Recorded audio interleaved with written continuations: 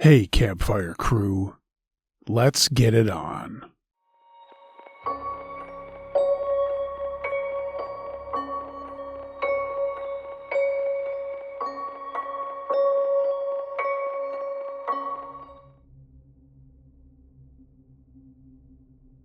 Nosy Neighbor Got Worse, submitted by Matt K. My name's Matt. I'm 32, and this happened a few years ago when my wife Emily and I were living in a quiet apartment complex outside Denver, Colorado. We had been married for 4 years and were saving every extra dollar for a house.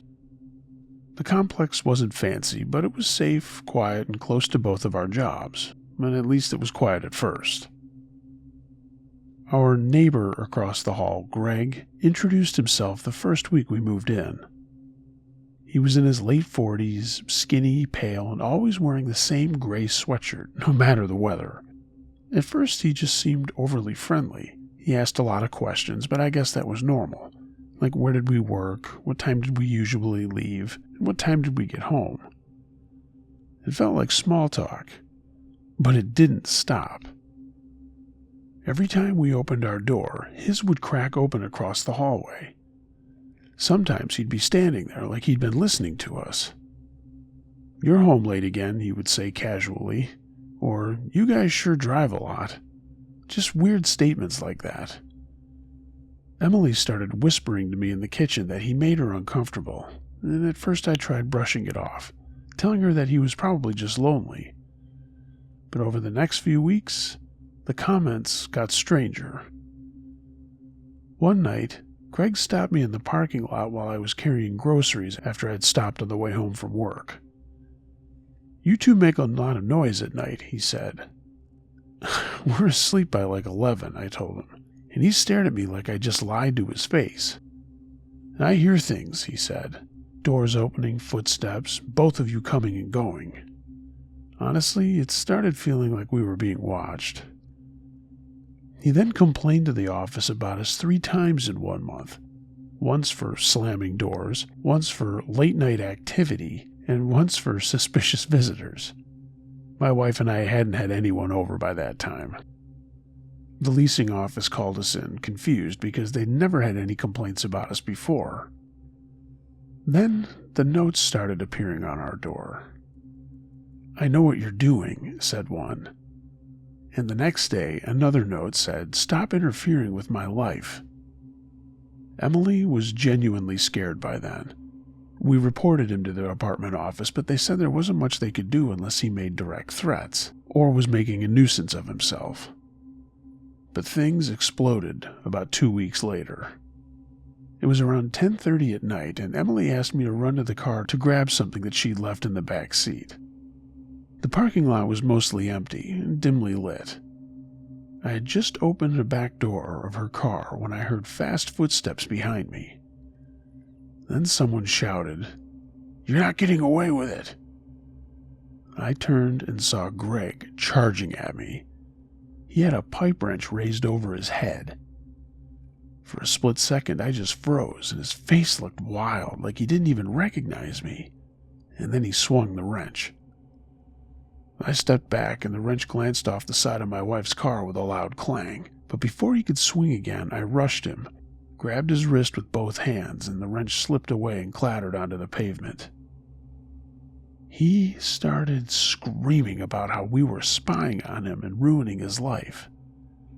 It must have been adrenaline kicking in, because I managed to wrestle him to the ground and pinned him face down on the asphalt of the parking lot, keeping my knee on his back while he thrashed around and yelled. Emily wasn't the only one to hear the shouting, and she was already on the phone with 911 along with a few of the other residents.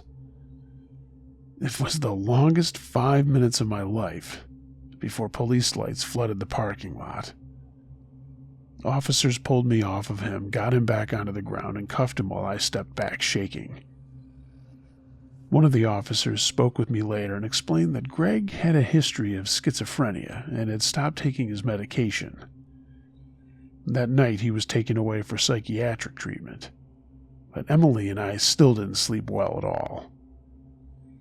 We never saw Greg again, But 2 months later, we finally bought a small single-family home we'd been saving for.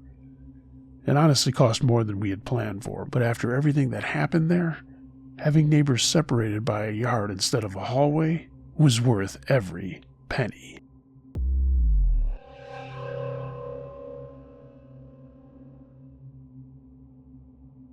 Unwanted Roommate, submitted by Fat Muscle. In 2019, I was 27 years old and working a graveyard shift at a gas station off a quiet state highway in my town. My hours were 10 p.m. to 6 a.m., and most nights were boring. Truckers, the occasional drunk college kid, and long stretches of silence broken only by the hum of the freezers. The job itself never bothered me. What bothered me was my apartment. I lived in a small second-floor unit in an old 2-story house not too far from my job.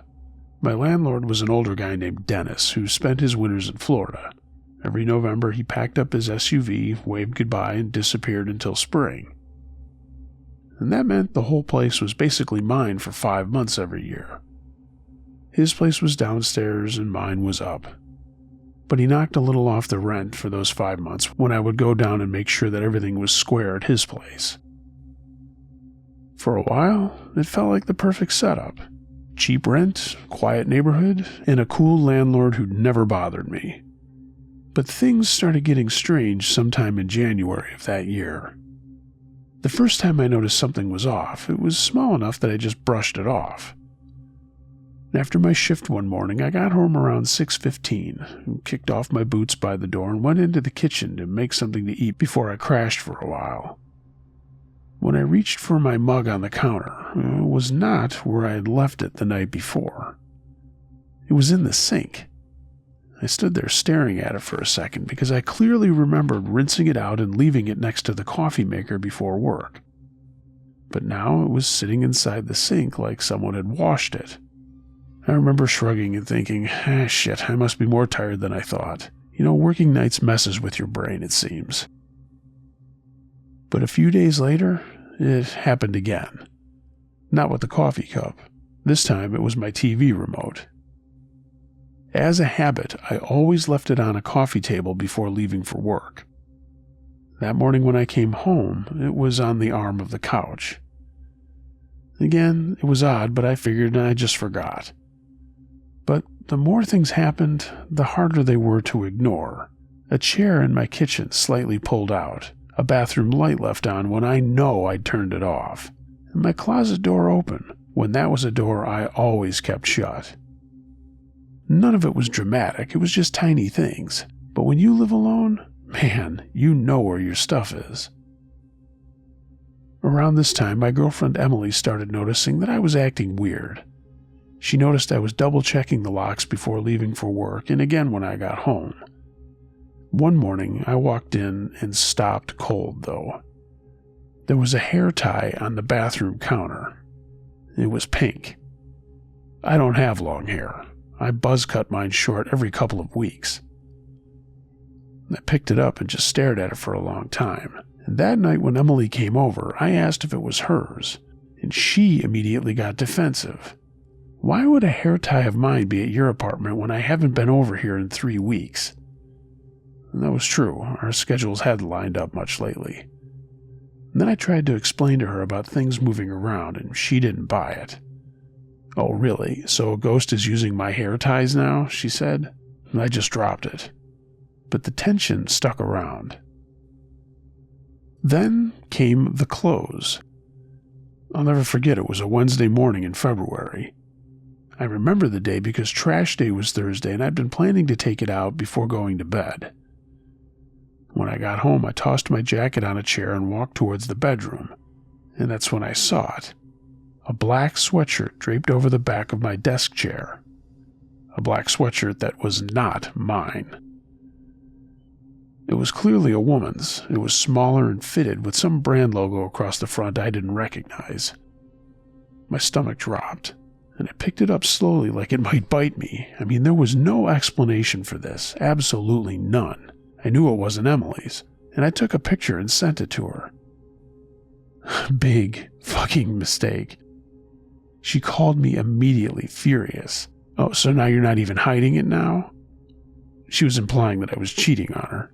"Emily, I swear to God I've never seen this before." But after a few minutes, she just hung up on me. I barely slept that day. Something was very, very wrong. That night at work, I couldn't focus. I kept thinking about my girlfriend and my apartment, the strange little changes, this odd hair tie and this strange sweatshirt. And then a thought started forming that I didn't really want to even consider. Someone had been inside my place, but how? There were no broken locks, no broken windows, and there was nothing ever missing. But the idea kept kicking itself around in my head. That morning around 3:30, I made a decision that probably saved my life. I called a coworker telling him that I felt sick and left early. He came in early for me. The drive home was never long, but this time it felt longer than usual. My mind kept running through the possibilities. Maybe somebody had a key. Maybe Dennis had let someone stay there while he was gone, and maybe it was an old tenant. I didn't know. I pulled into the driveway at 4:05 a.m., and my apartment light was on. I never left the lights on. Every instinct in my body told me to not go upstairs, but I did it anyway. The stairwell creaked like it always did. The hallway smelled faintly like someone had been cooking, and when I reached my door, I didn't open it right away. I just stood there and listened, and I heard movement inside.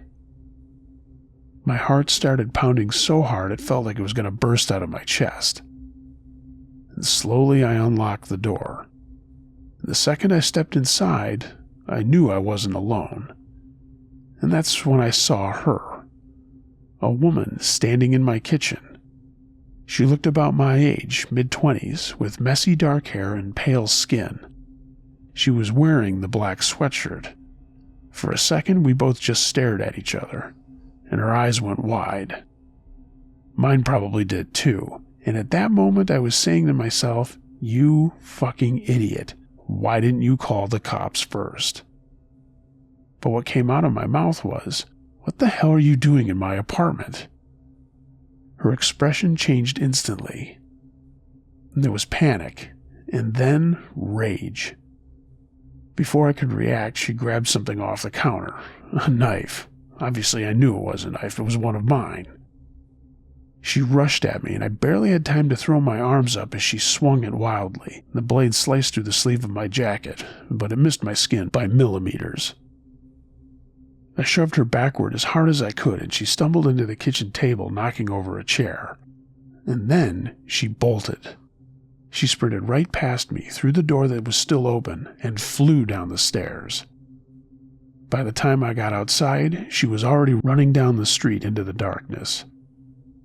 By now my brain had come back and kicked in, and I called 911. The police showed up quickly and searched my whole apartment, and I gave them access to Dennis's place. But back inside my apartment, they found proof that she'd been there for a while. Obviously there was food missing from the fridge, but they found a blanket that wasn't mine tucked behind the couch, and a backpack hidden in the hall closet that was full of women's clothes, toiletries, and a small flashlight. This woman had been living there, using my place while I was at work, and leaving before I got home every morning. The officers combed the neighborhood and talked to neighbors, but no one had seen this woman. And without a name or a clear description, the investigation went nowhere. It was like this strange woman had just vanished. I called Dennis the next day and changed the locks in both his place and mine. For weeks after this, I barely slept. Every little noise made me jump. The worst part was realizing how long she must have been there, walking around my apartment, using my stuff, maybe even watching me from the shadows. That summer, I moved out, found a new place in a new neighborhood. Even now, years later, I still think about it, that night I came home early. And sometimes when I unlock my door, I pause for a second before stepping inside. Because the thing deep down that scares me more than anything else is that a woman who once lived in my apartment without me knowing is still somewhere out there, and I know it's completely irrational, but I just can't seem to shake the feeling that someday she might find me again.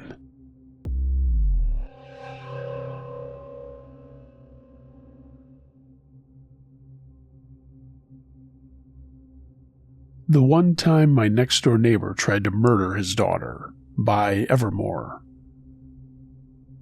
This happened when I was around 11 years old, back in 2019. I've lived in the same house and neighborhood since I was 4 years old. When we first moved, our next-door neighbor was an old man who used his house to run an office that trained security guards.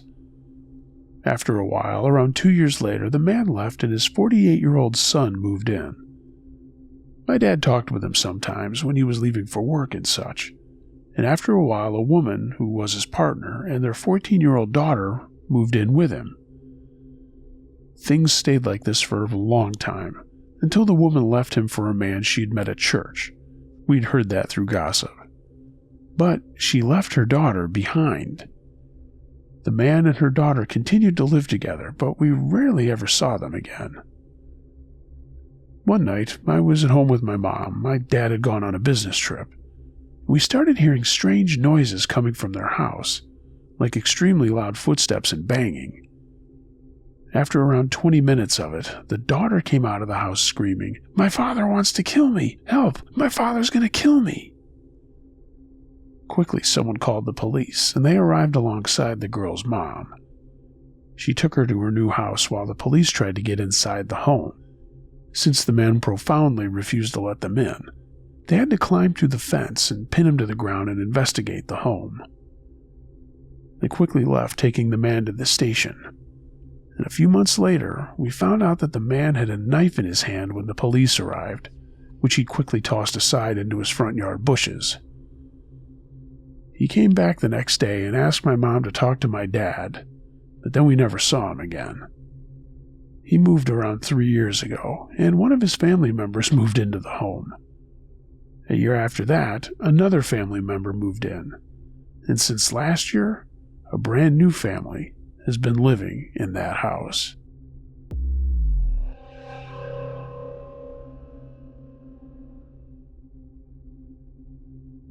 The Guy Next Door, submitted by Rob.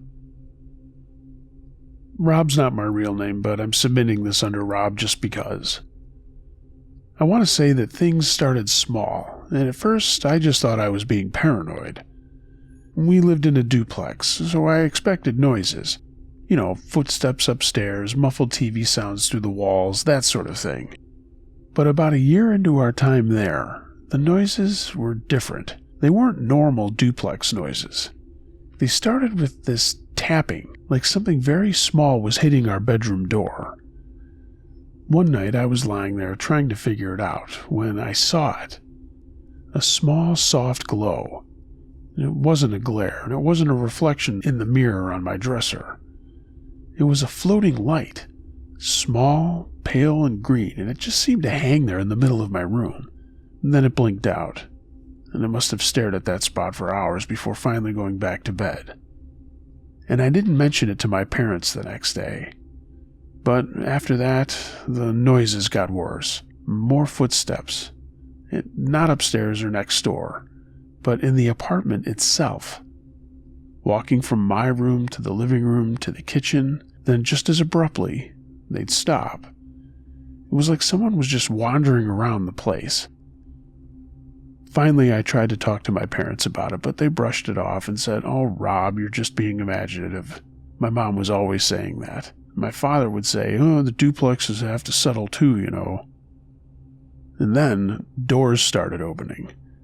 Not just unlatching, but swinging wide open. One night, I was home alone doing homework when the front door just slammed open. I ran over to it, half expecting to see my parents, but there was no one there. Just an empty hallway. When I told them, my parents still said nothing. Then the banging started. Outside at first. On the walls, and then felt like on the ground, and all around our duplex. It sounded like a massive hammer, to be honest. Things culminated one night when we all came home from dinner. We'd gone out to a restaurant near our home, and when we opened the door when we got there, we froze. The entire house had been ransacked. Furniture was overturned, pictures were thrown across the floor, even the food in the fridge was scattered all over. But there was no sign of a forced entry. All the windows were locked and the doors were secured. I watched my father use his key to open the door. This really shook my mom. She was hysterical. "Who would do this to us?" she cried. "And how did they get in?" My dad looked more than concerned. He immediately called our neighbor Artie, who lived in the other half of the duplex, and Artie came over right away. "You guys okay?" he asked, looking around the living room with a worried expression. "We just got home and found this," my dad said. Artie looked right at my dad and said, "I didn't hear a thing. I was home all evening, too. I didn't see any strange cars. There were no noises at all." My dad called the police, and they came out and we filed a report, but they didn't have any answers either. There was no physical evidence of any kind of an intruder. This was a breaking point. My mom finally admitted that she'd been hearing and seeing a lot of strange things. She called her cousin, Father Thomas, a Catholic priest. He came over the next night. "I've been praying for you all," he said as he walked in, and then he sat down with us in the living room. "I want to join everyone in prayer." My mom started crying. That's when my dad's cell phone suddenly flew off the coffee table. It really just sailed through the air and hit the wall opposite of him with a sickening crunch. Father Thomas jumped. His eyes looked like they were full of fear. I can't help you," he said, his voice shaking. "This is beyond me." He took a moment and then called another priest, Father Stan, and they returned the next night. Father Stan was a little more older and seemed to be a little more seasoned. When he first got there, he sat us down at our dining room table and said, "Look, I'm not here to diagnose anything. I'm not here to debate theology. We're here to make your home quiet." They held this sort of mass in the living room. They prayed, they read from a book, and they sprinkled holy water around. And I noticed right then that the air grew very cold, and a putrid smell filled the room. During the prayers, there were screams from the basement. Loud, inhuman screams, and heavy thumps on the floorboards above. We were all terrified. My mom was clinging to my father, and I was squeezing my hand so tight I actually hurt. Then, Artie was standing at the front door, holding his own rosary. He seemed strangely calm, and his eyes were fixed on the priest's. He didn't say another word and strode into the living room, and as the screaming escalated, he raised his hands and spoke in Latin, in a strong, authoritative voice. "Adjuro te, spiritus immunde, per diem vivum, ut statum residas." Father Stan and Father Thomas froze. They looked right at Artie, their expressions a mix of confusion and recognition. The look on Artie's face was one of peace, but it was tinged with, authority. There was a final, deafening scream from the basement, and a heavy pounding on the walls. Then silence.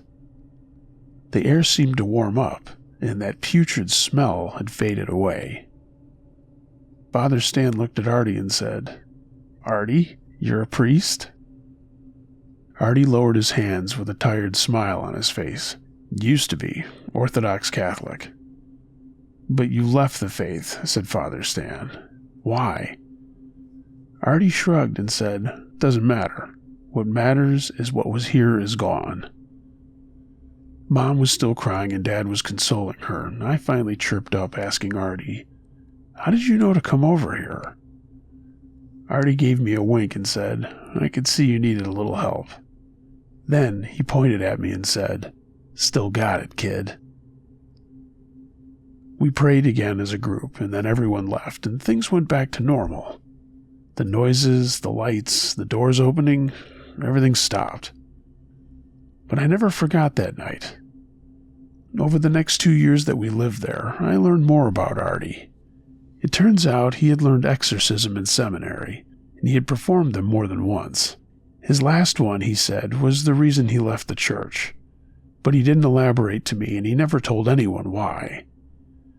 One time when we were sitting in our backyard on lawn chairs, he said, "Kid, there are things in this world that are best left alone." And I knew he was right. Some things, I guess, are just meant to remain a mystery. I was just glad everything was over and that Artie had been there to help us.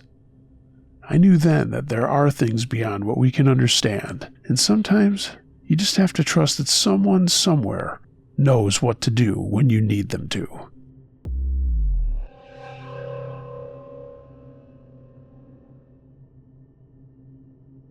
Trigger warning: harm to animals. The Slinker, submitted by Tony Danza Attack. In the summer of 2017, I was fresh out of high school and stuck in a cramped apartment complex on the edge of my town. It wasn't the worst place in the world, but it had that tired, sun-bleached look with cracked sidewalks, faded siding, and a constant smell of hot asphalt and dust. Everyone kind of kept to themselves. This happened in a town in Nevada. As I said, everyone kind of kept to themselves, except this kid. I still don't know his name. I never heard anyone call him anything, but he was always just there. Always somewhere he didn't seem like he should be, slipping between buildings, crouched near stairwells, and lingering behind the dumpsters like he was waiting for something. The first time I noticed him, he was standing by our ground floor window. I was in the living room with my mom, half watching TV, when I got that weird, prickly feeling like someone was staring at me. I looked over and saw him. His thin face, maybe 9 or 10 years old. I remember he had this hair that looked like it hadn't been brushed in weeks, but there his face was in the glass, eyes wide and unblinking, just staring in at me. I jumped up and slammed my hand against the window and said, "Hey!" The weird thing is he didn't flinch right away.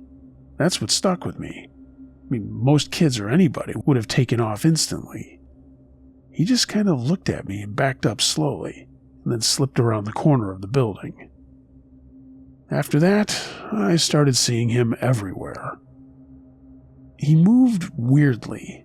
That's the best way I could describe it. It wasn't like a normal kid walking or running. He sort of slinked. Low to the ground sometimes, with his shoulders hunched over like he was trying to stay hidden, even when there was nothing to hide behind. Other times he'd just stand completely still in weird places, behind a tree or next to a parked car, in the shadow of the stairwells, wherever. But he was always watching, and he was always alone. At first, people thought he was just a troublemaker. Trash would get knocked over, or somebody's laundry would go missing from our shared laundry room. A few residents complained about things being moved around on their patios, but nothing major, just enough to be annoying. But then the animals started showing up. The first one was a bird. It was lying near the walkway between our building and the next. It was a pigeon, and its wings were spread out in a way that didn't look natural, and there was a dark, dried blood stain on the concrete beneath it. I remember one of the older guys in the complex crouching down and muttering, "No friggin' cat did this." Because a cat hadn't done it, that was clear. The bird hadn't been torn apart the way an animal would do it. This looked like it had been opened, for lack of a better term. Like something had cut into it. Not cleanly, but deliberately. It looked like someone had used a dull knife or something worse. A week later, it was this big rat. The same thing. Someone found it near the dumpsters, and I saw it. It had been cut open, and its insides disturbed, but not eaten. That's when I noticed people starting to get uneasy. I could hear it in low conversations as I walked around, by the mailbox, and quick comments in the parking lot. Some person is doing this. Yeah, kids probably. Yeah, what kind of kid does this? I already had a feeling, and I started paying more attention to the Slinker after that. One evening, I was taking my dogs out, Max, our golden retriever, and Penny, our little Jack Russell Terrier. They were both on leashes, both being a pain in the ass and pulling me along like always, with their noses to the ground. We rounded the corner near the maintenance shed, and that's when I saw the Slinker. He was crouched by the fence with his back to me, and his shoulders were moving slightly like he was working on something. There was a faint metallic scraping sound, and I called out, "Hey, man!" And he froze. He slowly turned his head around, and his face looked like it was smudged with dirt, but it could have been something else. He looked into my eyes, and then he looked at my dogs, not like someone admiring them, like he was measuring them. Max let out a low growl, something that he never really did, and Penny started barking like crazy. "Kid, get out of here," I snapped, and walked towards him. He was up in one quick motion and then slipped through a gap in the fence behind the shed and was out of there. When I walked over to where he'd been crouching, there was nothing really there, just dirt and a few scattered rocks. But I smelled something horrible, something rotten. I pulled my dogs back inside, and I didn't tell my mom what I'd seen. I didn't really want to freak her out. But a few days later, Mrs. Alvarez in Building C put up flyers for her missing cat. Not long after that, another one appeared. Within 2 weeks, there were at least 3 missing cats in the complex, and that's when people started connecting the dots. The Slinker became more noticeable after this. Like once you knew to look for him, you couldn't stop seeing him. He was always there, watching and waiting. And then he came back to our window. It didn't matter the time of day. Morning, afternoon, sometimes late at night, I'd catch a glimpse of him standing just beyond the glass, looking in. Sometimes he was crouched low, barely visible, just peeking over the bottom edge of the window. And the times that I caught him, I could tell he was always looking at my dogs. One night, I caught him closer than ever. It was around 11 p.m. and I'd just taken Max and Penny out for a quick pee and then brought them back inside. But they were still restless and were pacing around the living room and whining softly. Then I heard a faint scratching sound, not at the door, at the window. I turned slowly, and there he was, the Slinker, closer than he'd ever been to the window. His face was just inches from the glass. His breath was fogging it up slightly. His hand was raised, fingers dragging lightly across the surface, making that awful scraping noise. "Get the fuck out of here," I shouted, and rushed toward the window. But he didn't move. It wasn't until I slammed one palm against the glass and another against the frame that he stopped staring at my dogs and looked right in my eyes. And he kind of smiled. And then suddenly he was gone into the darkness. That was the moment I knew something was seriously wrong with that kid. And the next day everything came to a head. Someone found the fort. It was behind the maintenance shed, past the broken section of fence that I mentioned earlier. It was hidden in a cluster of overgrown bushes and scrapwood, and you really wouldn't notice it unless you were really looking. But somebody had. Word spread fast around the complex, and by the time I got there, a small crowd had gathered, everyone kind of standing at a distance like no one wanted to get too close to it. I made my way through the crowd and then saw it. The fort was made of warped plywood and old pallets and pieces of tarp. It was just a crude, lopsided piece of shit structure, just big enough for a kid to crawl into. Someone mentioned that the police were on their way, and I still took a few steps forward. And the smell was unbearable. Rotten meat. It's something chemical underneath it, too. One of the maintenance guys had already pulled part of it open, and I looked inside. To this day, I wish I hadn't. There were coffee cans lined up along the back wall. Dozens of them. Some with lids and some without, but there were flies by the thousands around the openings of them. I could see clear plastic baggies scattered everywhere, and tied off and stuffed into corners. And inside those, pieces. Fur, feathers, tiny bones, things that used to be whole animals. Some of the baggies held darker, wetter things that I couldn't finally make out, and quite frankly, I didn't want to. One of my neighbors had come up behind me and started gagging, and it scared the hell out of me. By that time, the police showed up, and I still just stood there, frozen, staring at all this stuff, and thinking about how many times I'd seen that Slinker, how close he'd been to me, and how he looked at my dogs.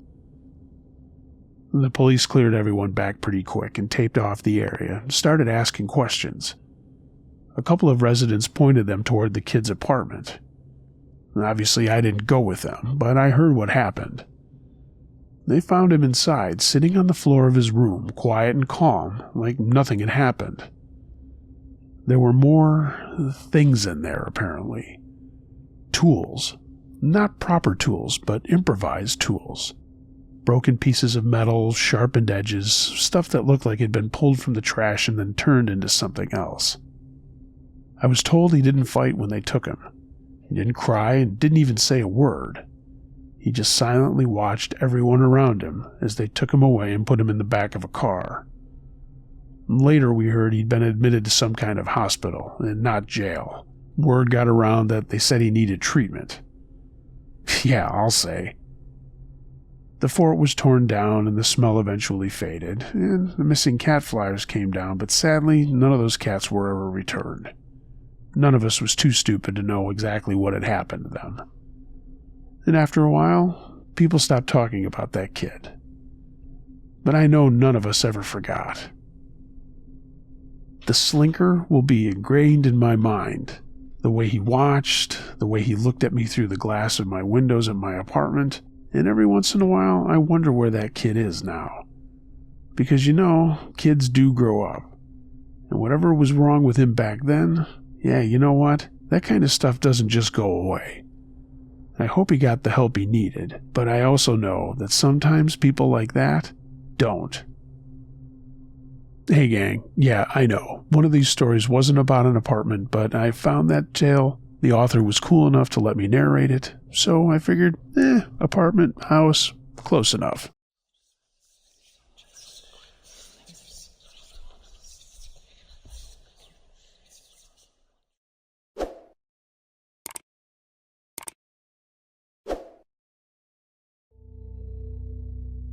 Hey gang, thanks for listening to this episode. If you have a true scary story of any nature that you'd like me to narrate, email it to unclejosh.truescarystories@gmail.com. I read them all. If you're catching this on YouTube and you like what you heard and saw, why not give the video a thumbs up, share it with a friend, leave a comment. I'd love to know what you thought of the stories. It's all free and it all helps out with the algorithms, so I appreciate it. Follow me on social media, and if you'd like to take your support a step further, find a link to my Patreon page in the description, and consider getting some Uncle Josh and Campfire Crew merchandise. A link to my TeePublic storefront is also in the description. Everyone, be excellent to each other, and until next time, be wary of things that go bump in the night. It could be anything. A ghost, a monster, or the guy next door.